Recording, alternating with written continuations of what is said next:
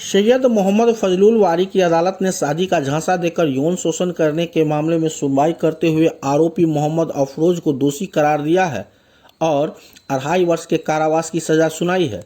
दोषी युवक लदनिया थाना क्षेत्र के पिपराही गांव का रहने वाला है। एपीपी मिश्री लाल यादव ने मामले की जानकारी देते हुए बताया कि यह घटना वर्ष 2021 की है।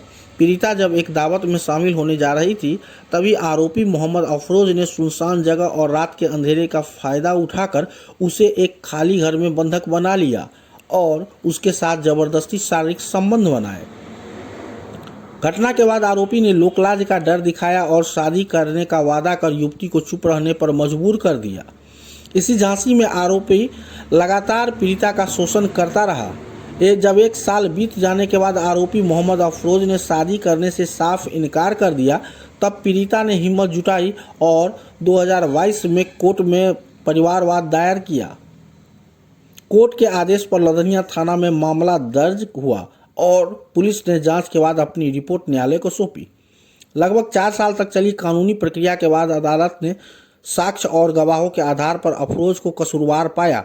इस फैसले के बाद पीड़िता और उसके परिजनों ने संतोष व्यक्त किया है।